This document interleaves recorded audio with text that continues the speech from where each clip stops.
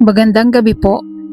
Ako po si Rogelio, Tubong Leyte, at matagal ko nang gustong isulat ang kwentong ito, pero palaging nanginginig ang kamay ko tuwing naaalala ko ang mga nangyari. Hindi ko rin alam kung tama bang isiwalat ko ito, dahil hanggang ngayon, tila nakabantay pa rin ang kaluluwang yun sa aming baryo. Ngunit, kung hindi ko ito isusulat, baka tuloy nang mabaon sa limot ang sinapit ng aming lugar at baka patuloy na dumanak ng dugo sa katahimikan ng aming probinsya. Ang baryo namin ay maliit lang, nasa paanan ng bundok, napapaligiran ng palayan at niyugan. Karamihan sa mga tao roon ay magkakamag-anak at halos lahat ay may kanya-kanyang kwento ng pamahiin at hiwaga. Tahimik naman sana ang aming pamumuhay hanggang sa dumating ang gabing iyon at bumalik ang isang kaluluwa mula sa kanyang libingan upang singilin ang buong baryo. Noong bata pa ako, naririnig ko na ang kwento tungkol kay Aling Ditas, isang babaeng mahirap, nakatira sa dulo ng baryo. Wala siyang pamilya, wala ring asawa. Ang sabi ng matatanda, baliw raw siya. Pero alam naming mga bata noon na mabait naman si Aling Ditas. Madalas siyang makitang naglalakad sa palayan, nagdadala ng mga halamang gamot, at kung minsan, tumutulong din sa mga buntis na mga nganak. Pero isang araw, bigla na lang kumalat ang tsismis na siya raw ay isang mangkukulab.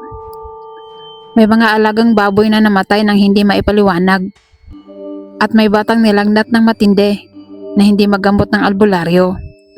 Ang lahat ng sisi ay itinuro kay Aling Ditas. Nagsimula ang pangungutya, may mga batang naghahagis ng bato sa kubo niya. May mga lasing na sumisigaw ng bruha, mangkukulab. Hanggang sa isang gabi ng tag-ulan, may 4 na lalaking umakyat sa kubo niya. Pilit siyang kinaladkad palabas, at doon nila siya binugbog sa harap mismo ng maraming tao. Walang tumulong, kahit ang mga kapitbahay niya na nahimik lamang at piniling huwag makialam. Ang huling natatandaan ko, nakita kong lumuhod si Aling Ditas sa putikan, duguan ang bibig at nagsisisigaw. "Hindi ako mangkukulam! Wala akong ginagawang masama! Pero kung gusto niyong ako'y patayin, babalikan ko kayo! Babalikan ko kayo at ang buong baryo niyo!" Kinabukasan, natagpuan siyang patay sa ilalim ng puno ng balete. Halos hindi na makilala ang katawan. Hindi siya binigyan ng maayos na libing. Itinapon lamang siya sa hukay sa liblib na bahagi ng baryo, parang hayop na hindi karapat-dapat ipagluksaan. Doon nagsimula ang lahat. Lumipas ang mga taon, unti-unti naming naramdaman na may kakaibang nangyayari sa baryo. Kapag hating gabi, may naririnig kaming iyak ng babae sa may palayan. May mga kabataang umuuwi galing sa sayawan na nagsasabing may babaeng nakatayo sa gitna ng kalsada, duguan ng mukha, nakangiti ng malawak. Unay binaliwala ng mga tao. Sinabi nilang gawa lang yun ng takot at imahinasyon. Pero nang magsunod-sunod ang mga trahedya, doon na nagsimulang kumapit ang sindak sa buong baryo. Isang gabi, si Mang Lando, isa sa mga lalaking nambugbog kay Aling Ditas noon, ay natagpo ang patay sa sariling kubo. Nakadilat ang mga mata, nakanganga, at may bakas ng dugo sa liig. Ang sabi ng kanyang asawa bago siya mamatay, paulit-ulit niyang isinisigaw, "Andiyan na siya! Nakatingin lang siya sa akin, hindi siya umaalis." Sunod naman si Mang Turoy, isa pa sa mga salarin. Bumagsak siya sa gitna ng bukid.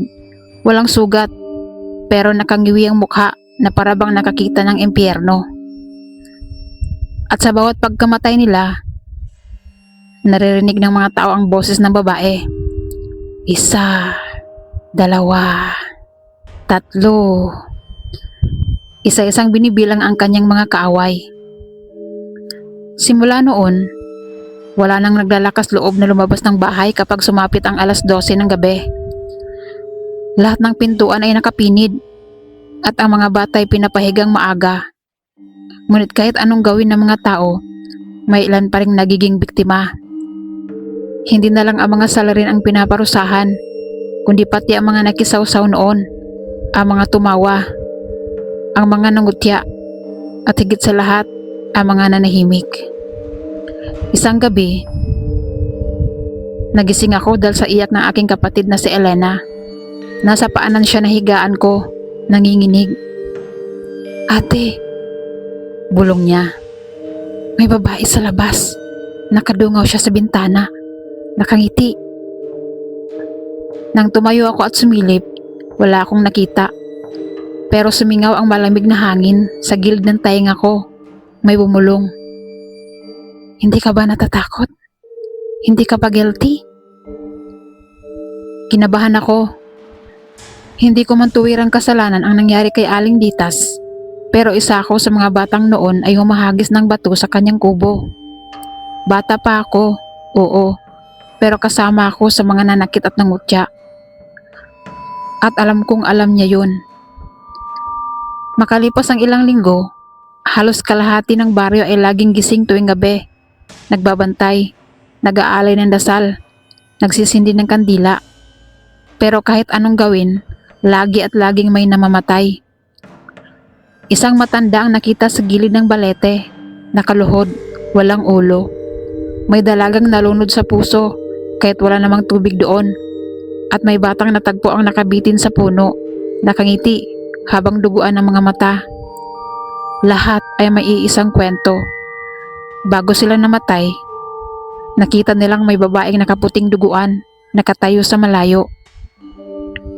At sa bawat bangkay na natatagpuan, may nakaukit na salita sa dingding, sa lupa, o sa katawan mismo ng biktima. "Babalikan ko kayo." Dumating ang gabi na hindi ko na kinayang takot. Lumapit ako sa aming lola, isa sa pinakamatanda sa baryo. Umiyak ako habang nagtapat. "Lola, kasalanan ko rin. Isa ako sa mga nambato sa kanya noon. Bata pa ako pero hindi ko siya ipinagtanggol. Kaya ba ko ang susunod?" Tahimik lang ang lola ko. Saka siya nagsalita. "Anak, hindi mo alam, pero may dugo ka ring kasali sa kasalanan."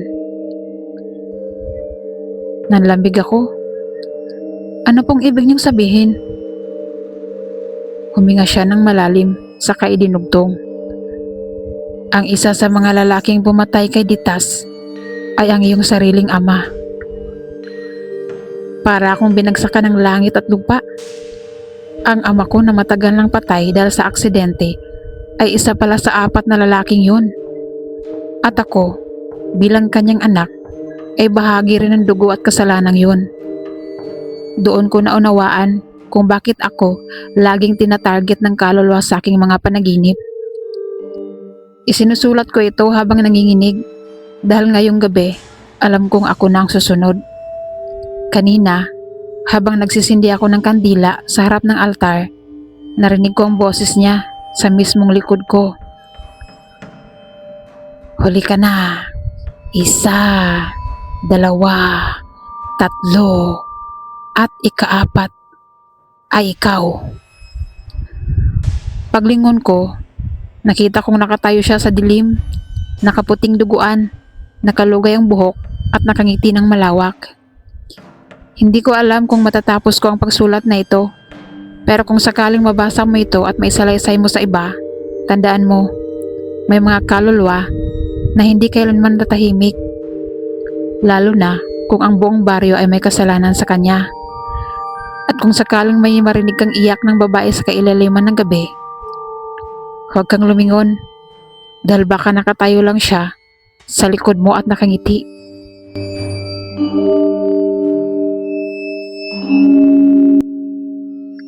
Kung nagustuhan mo ang kwentong to, huwag kalimutang mag-like at mag-subscribe para sa mas marami pang nakakakilabot na kwento.